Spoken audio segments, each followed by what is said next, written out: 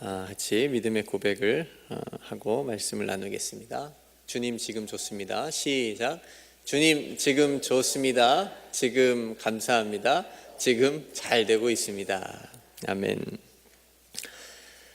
계속되는 무더운 날씨에 여러분의 영과 육이 늘 강건하시기를 기도합니다.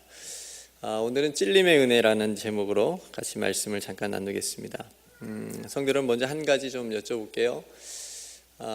여러분 지금까지 들으신 설교 중에 많이 들으셨죠?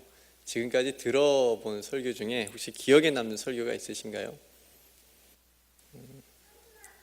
지금까지 내가 살면서 신앙생활 하면서 엄청나게 많은 설교들 여러분들이 아마 들으셨을 텐데, 오랜 신앙생활 하셨으면 그 설교들 중에 내 기억에 그래도 뭔가 기억에 남는 설교가 혹시 있는지 한번 떠올려 보셨으면 좋겠습니다. 제가 생각해 보니까 성도님들 입장에서 생각해 봤을 때 참 설교를 많이 들으시는 것 같아요. 1년에 주일 성수를 다 하신다면 몇 번을 듣죠? 52번을 듣습니다. 그러니까 수요 예배까지 이렇게 나오신다면 대략 100번 정도 듣습니다. 거기에다가 날마다 새벽 예배를 나오시는 분이면 거의 말씀과 삽니다. 말씀과 동행하지요. 그죠? 날마다 말씀 설교를 듣지 않습니까? 이제 반대로 얘기하면 설교자는 설교를 위해서 산다고 할 수가 있겠습니다. 저도 신학교 시절을 보냈지만 신학생들의 최대 고민과 기도의 제목이 뭔지 아십니까? 뭘 잘하는 거예요? 설교를 잘하는 겁니다. 어떻게 하면 설교를 잘할 수 있을까? 그래서 설교를 잘하는 그런 책도 보고, 또 설교를 잘하시는 분들의 또 영상도 보고, 벤치마킹도 하게 되고, 근데 따라 해보려고 해도 잘 되지 않습니다. 대형 교회 목사님들의 설교를 많이 이렇게 그 톤을 따라하지 않습니까?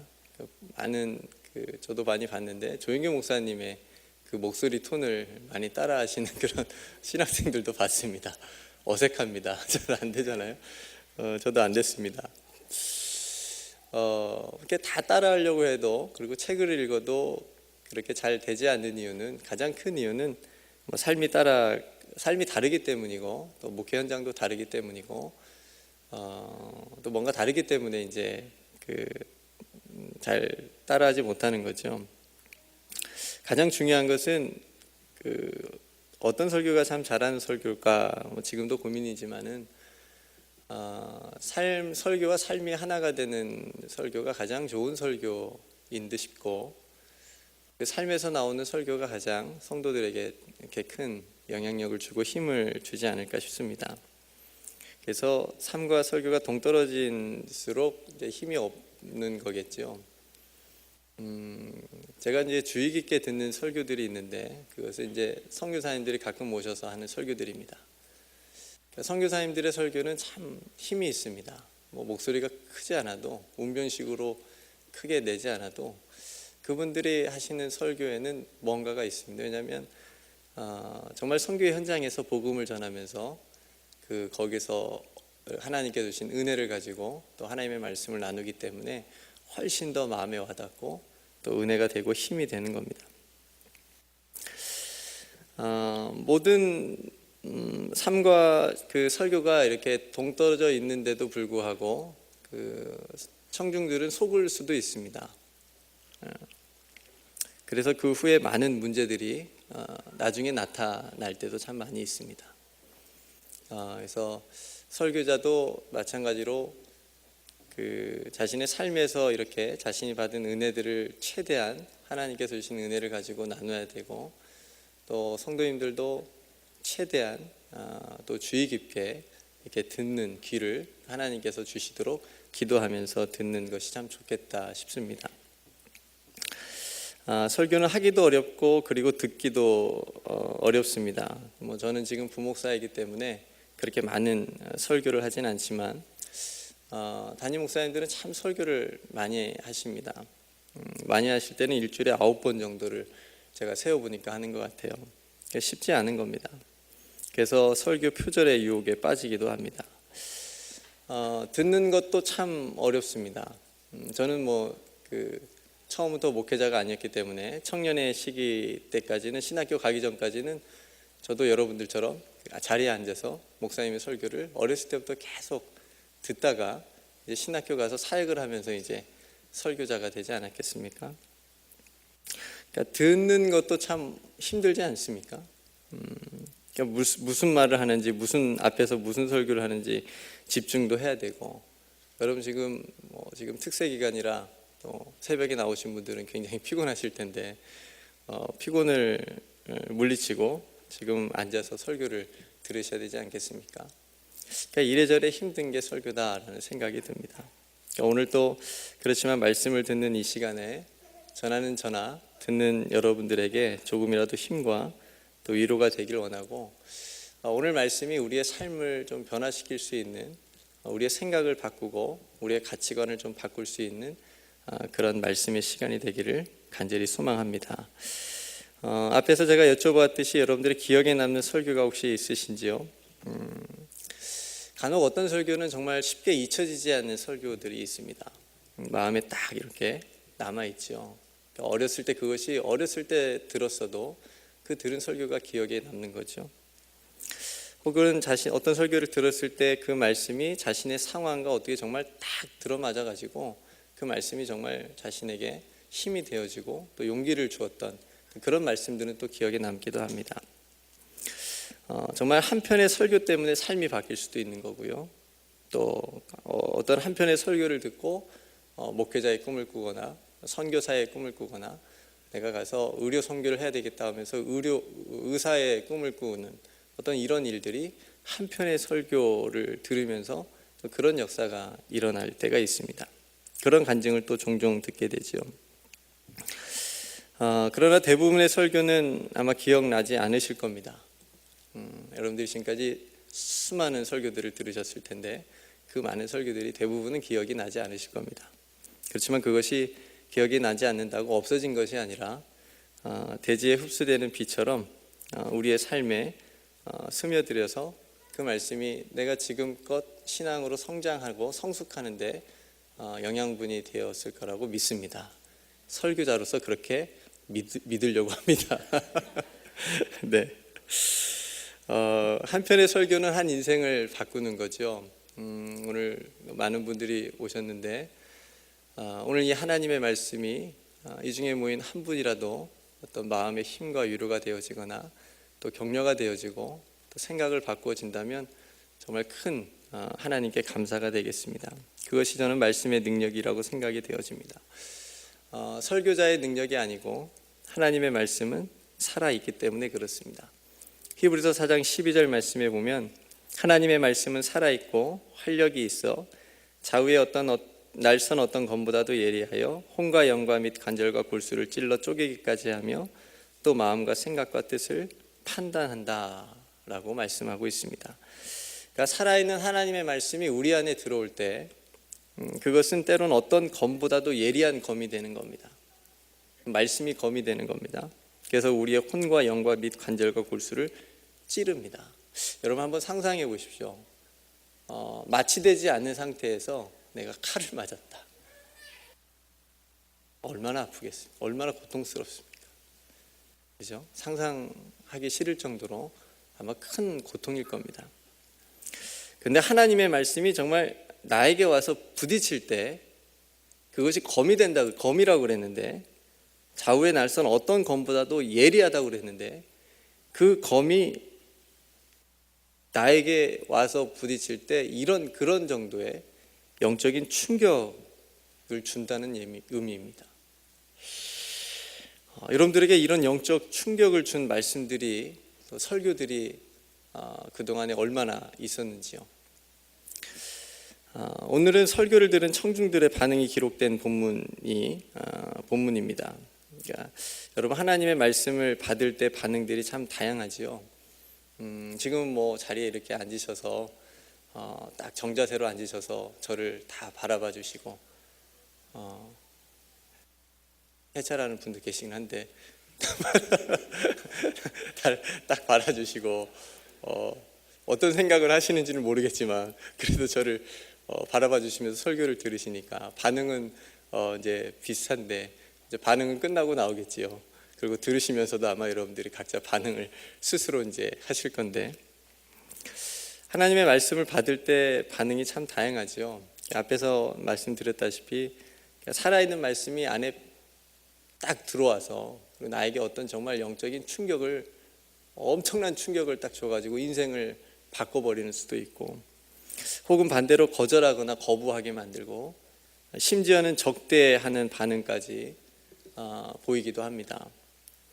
이러한 반응은 예수님께서 많은 설교와 가르침을 주셨을 때 그 예수님의 말씀을 들은 사람들의 복음서에 많은 반응들이 나타나지 않습니까? 특별히 예수님의 제자들, 그리고 연약한 사람들, 그런 사람들은 예수님의 말씀을 통해서 완전히 새로운 삶을 살아가게 됐잖아요. 반응을 굉장히 잘한 겁니다. 반면에 기득권자들, 가진 사람들, 예수님의 말씀이 거슬린 겁니다. 그런 사람들은 예수님의 가르침에 굉장히 냉대했습니다. 꼬투리 잡으려고 했습니다. 심지어는 어떻게 하면 예수님을 죽일까 하라고 하는 모의까지 할 정도로 예수님의 말씀이 그들에겐 그렇게 받아들여졌습니다. 그래서 그렇게 반응을 하게 됐습니다. 똑같은 말씀을 들었고 똑같은 가르침을 받았는데도 그러한 다양한 반응들이 나왔던 겁니다. 그러니까 나는 하나님의 말씀을 들을 때 나의 반응은 어떤가 라고 우리가 한번 생각해 볼 필요가 있겠습니다. 말씀이 정말 내가 하나님의 말씀을 어떤 마음으로 받고 나는 어떤 반응을 그 말씀 앞에서 하나님 앞에 다시 피드백을 드리는가. 가장 좋은 반응은 순종이겠지요. 하나님의 말씀을 들었을 때 내가 아멘하고 또 그 말씀에 그대로 순종하는 것이 가장 좋은 반응이겠지요. 그리고 그 순종은 우리 삶을 변화시키는 거고요. 여러분들에게 묻겠습니다. 살아있는 하나님의 말씀이 나에게 들어와서 그것이 검이 되어서 내 영과 혼과 관절과 골수를 찔러 쪼개지는 경험을 나는 하고 있는가? 그런 하나님의 말씀이 내 귀에는, 하나님은 주시는데 내 귀에는 지금 들려지고 있는가? 들려지지 않는다면 무엇 때문에 들려지지 않고 있는가? 무엇이 가로막고 있는가? 어떤 말씀들은 내가 들어야 되는 말씀이 아니고 저 성도가 들어야 되는 그러한 생각으로 한쪽 귀를 막고 듣고 있는 건 아닌가? 혹은 저 설교는 내가 언제 들은 기억이 있고 또 다 아는 이야기라, 스토리라 아예 하나님께서 주실 음성에 귀 기울이지 않고 이미 마음을 닫고 빨리 예배 시간이 끝나기를 그렇게 바라고 있지는 않았었는가? 제가 늘 마음에 이렇게 기억에 담고 있는 그런 예화가 한 가지 있어요. 이거는 아마 제가 이제 목회하는 동안 계속 제 마음속에 담아두고 곱씹을 그런 예화일 것 같은데, 제 자신에게도 마찬가지입니다. 어느 교회에 분열이 있는 교회에, 좀 문제가 있는 교회에, 성도들이 좀 다툼이 있는 교회에 한 목사님이 청빙이 되어서 이제 가서 설교를 하셨습니다. 첫 설교를 뭐라고 하셨겠습니까? 서로 사랑하십시오. 서로 사랑하십시오. 서로 용서하고 사랑하십시오. 그렇게 설교를 했습니다. 두 번째 주일이 되었습니다. 두 번째 주일에 뭐라고 설교하셨겠습니까? 똑같은 설교를, 똑같은 본문을 가지고 똑같이 했습니다. 그러니까 이제 장로님들이 이제 고개를 가우뚱합니다. 목사님 잘못 모신 거 아닌가? 이사 오셔가지고 바쁘셔서 설교 준비를 못한 거 아닌가? 왜 지난주에 했던 설교를 똑같이 하시는가? 가우뚱합니다. 넘어갔습니다. 세 번째 주일이 되었습니다. 세 번째 주일에 어떤 설교를 하셨을까요? 똑같이 했습니다. 이제 성도님들까지 웅성웅성거립니다. 목사님이 도대체 왜 이러시지? 목사님이 왜 그렇게 설교를, 똑같은 설교를, 용서하고 서로 사랑하라는 설교를 똑같이 3주 동안이나 했을까요? 성도님들이 계속 싸나운 눈으로 서로를 바라보고 있었기 때문입니다. 서로 용서하지 못하고 설교는 목사님께서 하나님의 말씀을 그대로 전했는데 그 말씀을 받지 않은 겁니다. 이 말씀을 받아야 그 다음 말씀이 뭔가 나갈 것인데 그 토양이 그렇게 자갈밭이고 길가밭인데 그 어떤 좋은 씨앗이 뿌려진다 한들 열매를 맺을 수 있겠습니까? 이야기가 참 저 자신에게도 교훈이 되는 그런 예화라서 나누었습니다. 우리가 하나님의 말씀을 붙들게 되면 저는 하나님의 말씀이 우리 자신을 붙들어주고 인도한다고 믿습니다. 상황으로 말씀을 해석하는 것이 아니고 말씀을 통해서 상황을 해석하는 그런 하나님께서 주신 은혜가 우리 가운데 있었으면 좋겠습니다. 그래서 그 말씀이 그 상황을 넘어서고 이기게 되고 극복하게 되어지는 그런 은혜를 우리가 하나님의 말씀을 받을 때에 그런 은혜로 우리가 받았으면 좋겠다라는 말씀으로 여러분들에게 전합니다. 오늘 베드로가 오순절에 복음을 전하는 설교를 하는 장면의 본문이죠. 성령 충만을 받은 베드로가 십자가의 예수를 전하고 있습니다. 예수 그리스도가 왜 우리의 구주가 되고 십자가 사건이 어떻게 우리에게 구원의 사건이 되는지를 어부였던 베드로가 사람들로부터 무식하다고 했던 소리를 들었던 그런 베드로 사도가 오늘 십자가 부활의 증인으로서 복음을 전하고 있습니다. 그 전하는 내용이 우리가 읽진 않았는데 14절부터 26절까지의 말씀입니다. 이렇게 십자가의 복음을 전하고 난 다음에 제가 감사하게 나누고 싶은 이야기는 그 베드로의 설교를 들은 사람들의 반응이에요. 다행히 베드로의 설교를 들은 청중들은 베드로를 향해서 돌을 던지지 않았습니다. 그리고 냉대하지도 않았습니다. 여러분, 얼마 전까지만 해도 예수님을 십자가에 못 박으라고 소리쳤던 사람들이에요. 이 사람들이 이상하지 않습니까? 똑같은 사람들인데 베드로가 그 예수를 증거하는데 냉대하지 않고 돌을 던지지 않고 베드로도 십자가에 못 박으라고 하지 않아요. 저는 이게 은혜라고 생각을 합니다. 하나님께서 역사하셨다고 저는 생각을 합니다. 36절의 말씀에 보면 너희가 십자가에 못 박은 이 예수를 단도직입적으로 이렇게 얘기합니다. 너희가 십자가에 못 박은 이 예수를 이렇게 베드로가 단도직입적으로 얘기하는데도 베드로의 설교를 들은 사람들은 베드로의 말을 받아들입니다. 베드로는 지금 돌을 맞을 각오로 복음을 전하고 있는 거예요. 예수님과 같이 십자가에 못을 박힐 각오로 설교를 하고 있는 겁니다. 그 정도로 그 당시 사회가 굉장히 무서운 사회였습니다. 성도 여러분, 설교하다가 죽은 인물이 성경에 있는데 누군지 아시죠? 네, 스데반 집사님. 사도 중 한 사람이 아니라 집사님 중 한 사람이었습니다. 스데반 집사님의 설교를 들은 성난 청중들이 돌을 들어서 던졌고 돌에 맞아 죽으면서도 자신을 향해 돌을 던지는 사람들의 용서를 구하면서 순교하셨습니다. 그 당시 집사의 신앙과 영성이 그 정도였습니다. 그 당시 참 대단했지요. 옆에 있던 사도 바울조차도 스데반의 그 죽음을 마땅히 여길 정도였다고 말하고 있으니까 그 당시 분위기가 우리가 어땠는지 느낄 수가 있습니다. 근데 지금 베드로의 설교를 들은 사람들의 반응은 예상외지요. 37절에 보니까 그들이 이 말을 듣고 마음에 찔려 베드로와 다른 사도들에게 물어 이르되 형제들아 우리가 어찌할꼬 하거늘. 제가 오늘 나누고 싶은 핵심은 이겁니다. 하나님의 말씀에 우리의 마음이 찔렸다라고 하는 건 은혜라고 하는 겁니다. 마음의 찔림, 하나님의 말씀에 내 마음의 찔림은 하나님께서 주신 기회입니다. 하나님 앞으로 나아가게 하는 하나님께서 주신 기회이자 굉장히 큰 은혜라는 겁니다.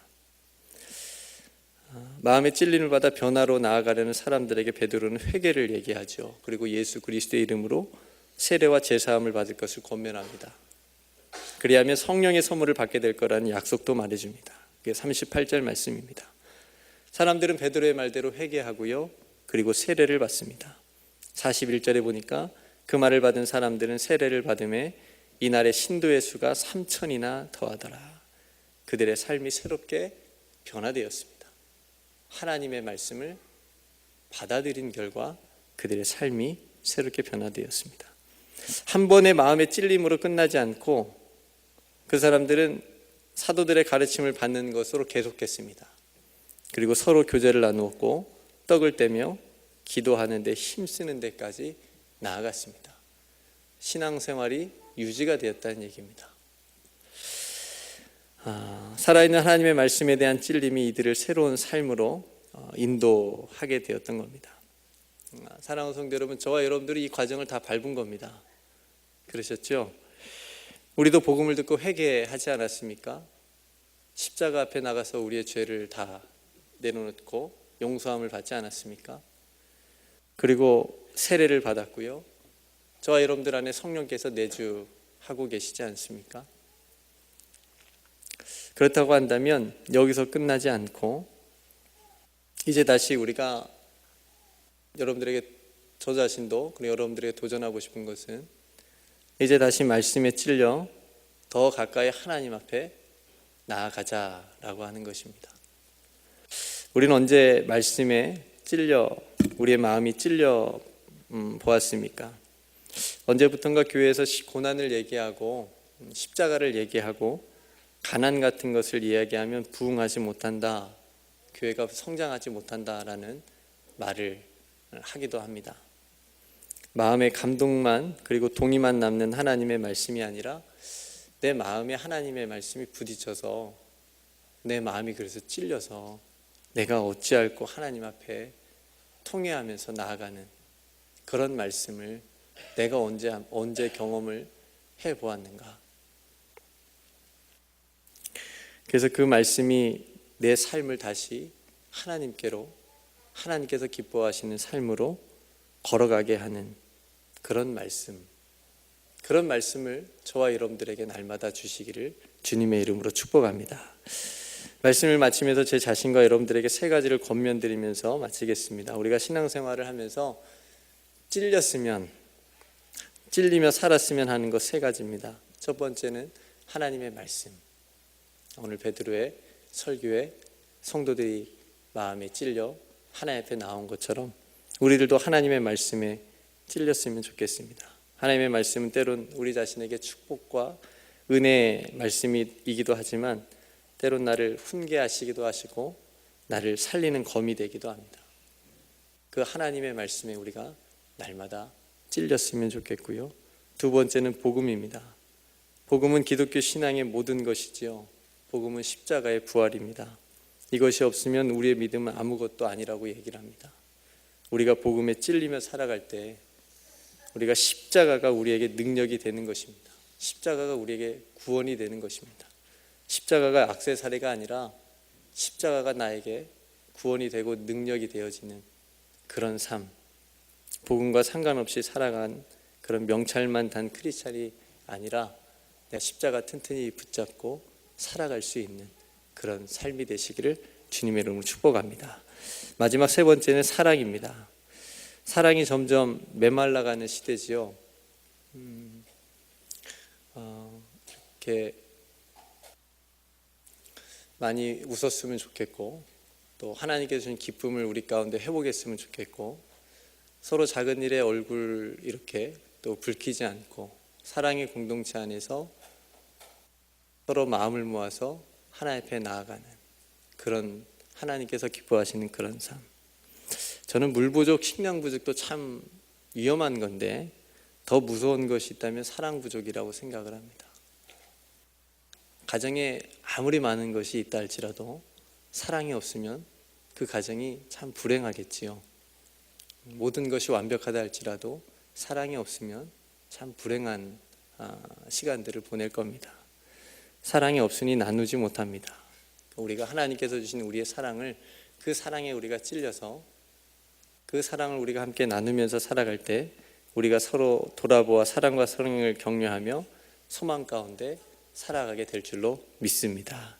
하나님의 말씀과 복음, 그리고 사랑에 우리가 정말 마음껏 찔려서 하나님 앞에 정말 힘있게 또 능력있게 하나님 보시기에 아름다운 삶이 되시기를 주님의 이름으로 축복합니다. 이렇게 기도하겠습니다. 참 좋으신 아버지 하나님, 오늘 또 하나님께서 주시는 말씀 함께 나누었습니다. 하나님, 우리가 하나님의 말씀을 들으며 언제 그 말씀에 내 마음이 찔려서 하나님 앞에 하나님 제가 어떻게 하면 좋겠습니까? 이렇게 물으며 순종의 자리까지 나아갔는지요. 아버지 하나님, 나를 살리는 하나님의 말씀을 날마다 우리에게 주시는데 하나님 혹 그것을 저희들이 듣지 못하고 있다면 하나님 듣는 귀를 열어주시고 순종할 수 있는 믿음도 우리에게 허락하여 주옵소서. 말씀에 우리의 마음이 찔리길 원하고 복음에 찔리길 원하고 사랑에 찔려 정말 하나님께서 우리를 바라보셨을 때에 정말 칭찬을 들을 수 있는 그런 아름답고 복된 믿음의 삶을 우리 귀한 성도들 한 사람 한 사람이 다 살아갈 수 있도록 오늘 이 밤에 하나님께서 붙잡아 주시옵소서. 말씀하여 주옵소서. 붙들어 주시옵소서. 다시 십자가 튼튼히 붙잡고 나아갈 수 있도록 하나님 인도하여 주시옵소서. 서로 사랑하게 하여 주옵소서. 마음 가운데 하나님께 주신 은혜로 충만케 하여 주옵소서. 예배를 끝나고 저 문을 나가 세상을 향해 나아갈 때에 다시 힘을 얻고 용기 가운데 소망 가운데 살아가게 하여 주시옵소서. 모든 것 하나님께 감사드리며 우리를 붙드시는 예수님의 이름으로 간절히 기도드리옵나이다. 아멘.